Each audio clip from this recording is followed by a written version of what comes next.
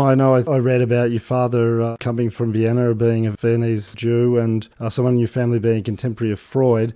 But I was interested in what you'd written about in terms of Freud's insistence that sexuality is never totally fixed. And there was a phrase in your book that sort of captured my attention, which was your utopian reading of Freud, and I was wondering what that was. I mean, you're absolutely right that I was very influenced by Freudian ideas, not because of the family connection. I mean, it's strange because there was a quite deep family connection that I really knew nothing about, because I think not unlike many people who were refugees, my father did not talk very much about what had happened in Vienna. His family were dispersed. His brother went to New York, his sister went to Vancouver, he came to Sydney. But later on, and as a teenager, when I met my grandmother, who had survived the war and had actually gone back to live in Vienna, I then began to discover that, yes, there was actually a quite close family connection. My grandmother had known Freud quite well. I think that my uncle, who was a doctor, might have studied under Freud. But my reading of Freud, I think, really began probably when I was, I'm not even sure if I was aware of Freud as undergraduate. It may have only been as a grad student when I was in the US.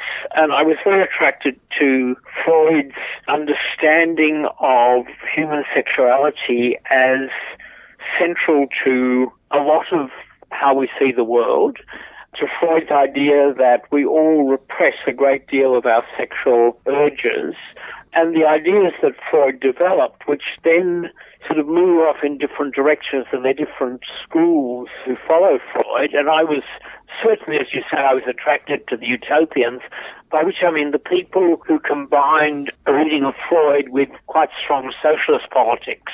And in the time that I was back in New York in the early 70s, I was very influenced, I think, by reading or having already read Herbert Marcuse, who I think one could classify very much as a utopian Freudian. What is the combination in terms of getting a utopian reading of Freud? Because to some extent it's, well, I mean, now it's considered within psychology to be somewhat unscientific, drives and these sorts of constructs which are unfalsifiable.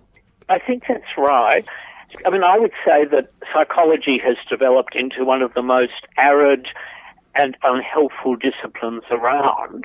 I'm obviously not very sympathetic to the, quote, scientific bend of psychology. Yes. An awful lot of what psychologists seem to do is spend a huge amount of time and effort measuring things, refusing to recognize that human beings are complex, that emotions are very hard to measure.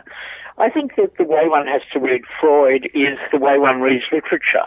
That is, I think it's true, but it's not provable. And I think that, for example, to go back to some of the basic things that Freud wrote about, such as the importance of dreams, the insight that we get into human behavior through dreams, the idea that we are constantly repeating, we have patterns that we repeat over and over again.